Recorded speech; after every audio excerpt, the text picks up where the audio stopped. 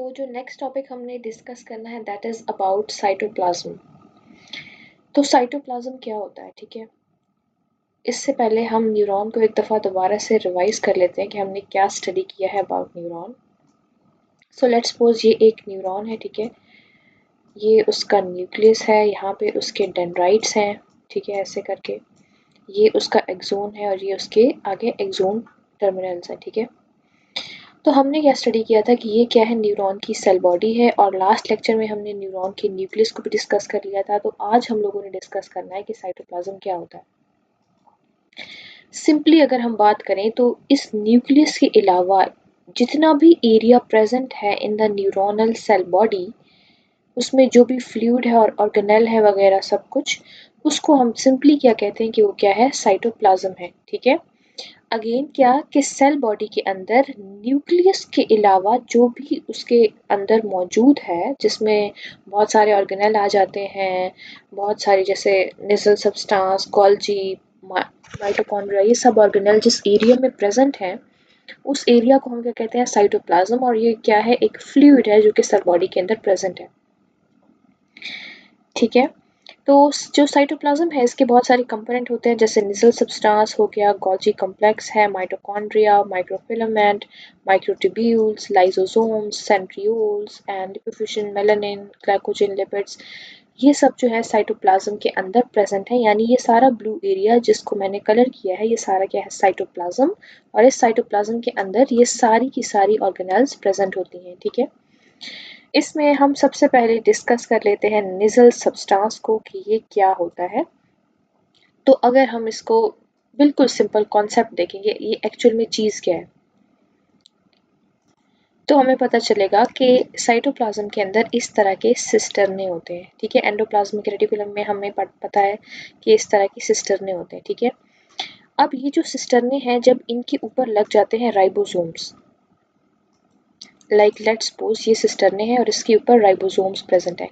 अब कुछ जो राइबोसोम्स है वो सिस्टर्ने के ऊपर लगे हैं, कुछ राइबोसोम्स सिस्टर्ने के जो दरमियान में एरिया है इस तरह यहाँ पे प्रेजेंट होते हैं, ठीक है। तो ये सारा क्या बना रहे होते हैं, मिल के एक ग्रेन्यूल बना रहे होते हैं। तो ये पूरा का पूरा ये क्या है, ये एक ग्रेन्यूल है।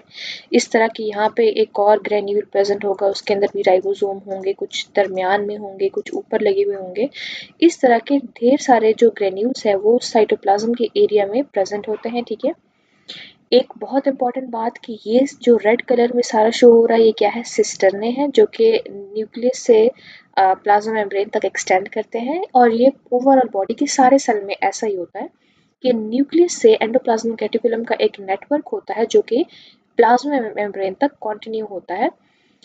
अब न्यूरॉन की हम स्पेशली बात करें तो उसमें इस तरह के ग्रेन्यूल्स प्रेजेंट होते हैं और इनको हम क्या कहते हैं, निजल ग्रेन्यूल। इसमें ये जो रेड वाला है सारा पार्ट, ये क्या है, रफ एंडोप्लाज्मिक रेटिकुलम है, RER है। और ये जो ग्रीन कलर के छोटे छोटे डॉट्स हैं, ये क्या है, ये राइबोसोम्स हैं, ठीक है। अब MCQs इस तरह आ सकता है कि निजल सब्सटेंसेस में रफ जो एंडोप्लाज्मिक रेटिकुलम है उसका कौन सी टाइप प्रेजेंट है, रफ एंडोप्लाज्मिक रेटिकुलम प्रेजेंट है या स्मूथ एंडोप्लाज्मिक। तो ये बहुत इंपॉर्टेंट है कि हम क्या कहें कि रफ एंडोप्लाज्मिक रेटिकुलम प्रेजेंट होता है उसके अंदर, ठीक है। तो Nissl granule, rough endoplasmic reticulum और राइबोसोम के मिलने की वजह से एक ग्रेन्यूलर शेप बना देते हैं, एक ग्रेन्यूल बना देते हैं जो कि बहुत हाई अमाउंट में प्रेजेंट होती है इन द न्यूरॉन।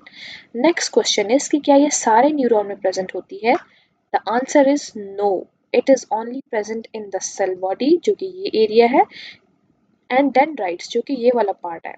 अब इन दो पार्ट में प्रेजेंट है तो कहाँ पे प्रेजेंट नहीं है, ऑफ कोर्स इस पार्ट में प्रेजेंट नहीं है। ये पार्ट क्या है, ये पार्ट है एक्सोन हिलक, एंड उसके नीचे वाला जितना भी पोर्शन है वो क्या है, एक्सोन। यानी एक्सोन और एक्सोन हिलक के सारे पार्ट में ये सब प्रेजेंट नहीं होता। अगर हम इसको इस इमेज में देखें तो हमें दिख रहा है कि ये पूरा का पूरा क्या है, न्यूरॉन है, उसका ये पोर्शन, ये सारा ये वाला जो पार्ट है इसको क्या कहते हैं, एक्सोन हिलक कहते हैं। एंड एक्सोन हिलॉक से नीचे जितना भी पार्ट है वो है एक्सोन। तो यहाँ से लेके यहाँ तक के सारे एरिया में निजल ग्रेन्यूल प्रेजेंट नहीं है। That is a very important concept, ठीक है। तो ये प्रेजेंट कहाँ पे है? ये प्रेजेंट है in this portion that is cell body and in this portion that is dendrite. Okay,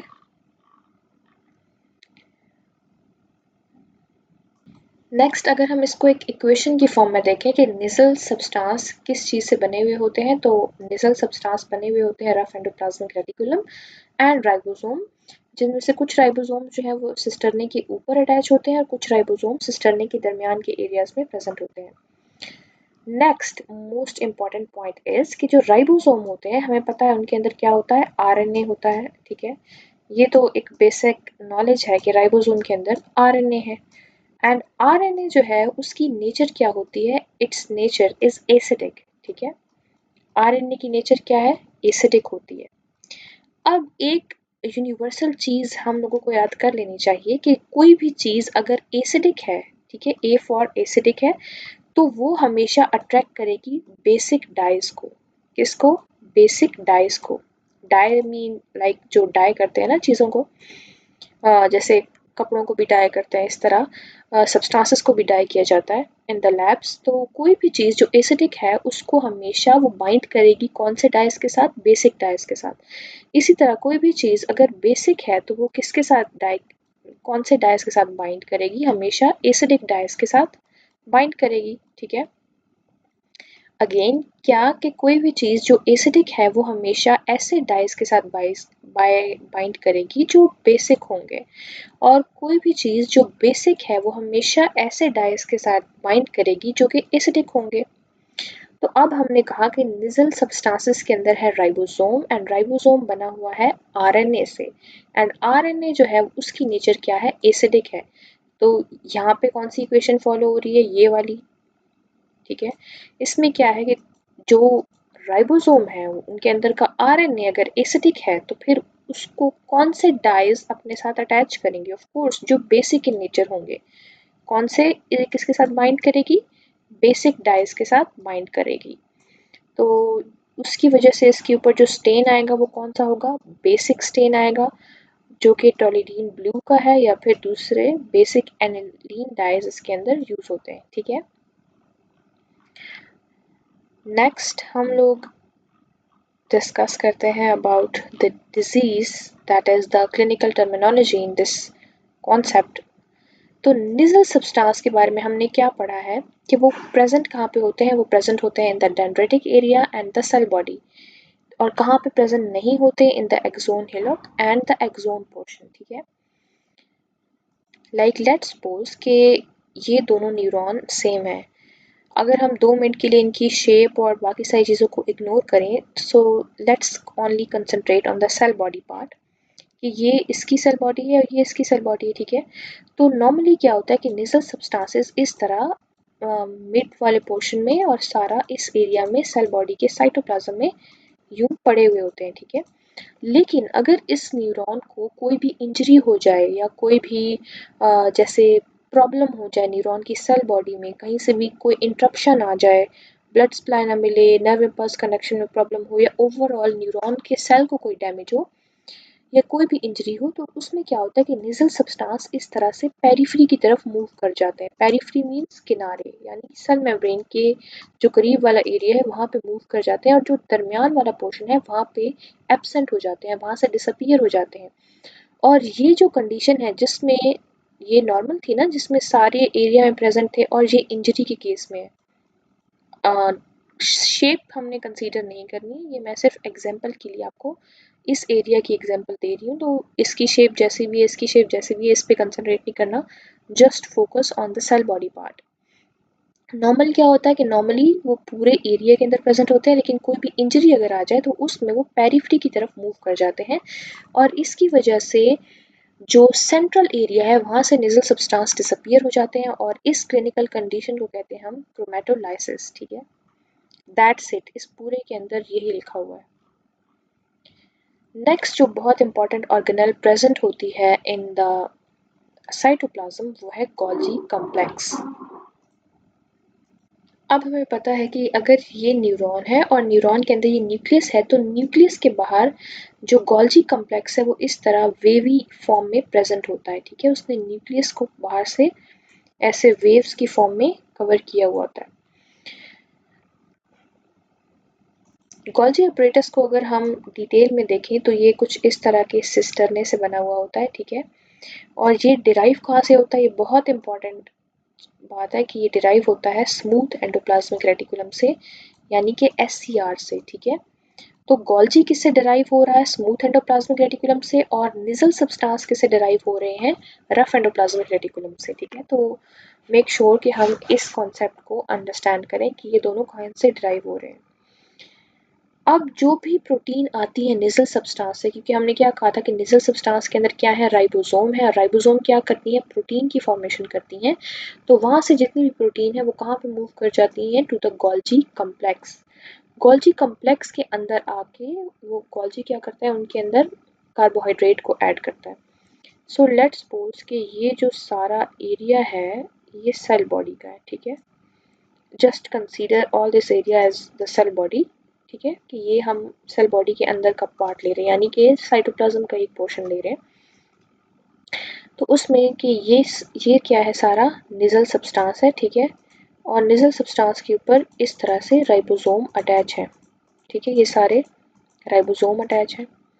अब ये राइबोसोम और निजल सब्सटेंस क्या करता है, ये प्रोटीन की फॉर्मेशन करता है। लेट्स सपोज इसने इस तरह से ये सारी प्रोटीन बना दी, ठीक है। अब ये प्रोटीन क्या करेंगी, ये प्रोटीन यहाँ से मूव कर जाएंगी टू द गोल्जी, ठीक है। कहाँ मूव करेंगी, गोल्जी। गोल्जी इस तरह से वेवी नेटवर्क की फॉर्म में प्रेजेंट होता है, और इसके जितने भी इस तरह के वेव्स होते हैं उनको क्या कहते हैं, सिस्टर्ने कहते हैं। अब ये सारी प्रोटीन जैसे ही गोल्जी के पास आएंगी तो गोल्जी इनको क्या कर लेगा, अपने अंदर स्टोर कर लेगा, ठीक है, इस तरह से स्टोर कर लेगा। एक और इम्पॉर्टेंट बात जो इसके अंदर लिखी हुई है कि गोल्जी के हर सिस्टर्ने के अंदर डिफरेंट एंजाइम्स होते हैं, यानी एक ये सिस्टर्ने है, एक ये है, एक ये है, एक ये है, इस तरह के जितने भी सिस्टर्ने हैं इन सब के अंदर अपने अपने स्पेशल एंजाइम्स होते हैं, ठीक है। तो ये प्रोटीन जो कि निजल सब्सटेंस में बनी थी, इसने कहाँ पे मूव किया, यहाँ पे गोल्जी के पास मूव किया, गोल्जी के पास। अब गोल्जी इसको या तो करेगा स्टोर, फिर स्टोर करने के बाद क्या करेगा, इनको मॉडिफाई करेगा और इनको ट्रांसफर करेगा इन द वेसिकल्स। ये वेसिकल किसने बनाई है, गोल्जी ने, क्योंकि गोल्जी इनको आगे क्या करता है, पैक करता है, ठीक है। तो इसने वेसिकल बनाई, इसके अंदर ये प्रोटीन पड़ी हुई है जो कि बन के कहाँ से आई थी, निजल सब्सटेंस से बन के आई थी। अब इनमें से कुछ प्रोटीन जो है, या most of the protein depend on कि कंडीशन कैसी है या नीड कैसी है बॉडी की, गोल्जी इनके अंदर ऐड कर देता है कार्बोहाइड्रेट को, इस तरह से प्रोटीन के साथ अटैच हो जाती है कार्बोहाइड्रेट, ठीक है। और अब प्रोटीन के साथ कार्बोहाइड्रेट अटैच हो गई तो ये सारा क्या बन गया, ये बन गया ग्लाइकोप्रोटीन बन गया, और ये किसने बनाया है, गोल्जी ने बनाया है, ठीक है। ये सारा प्रोसेस जो है कहाँ पे हो रहा होता है, साइटोप्लाज्म के अंदर हो रहा होता है।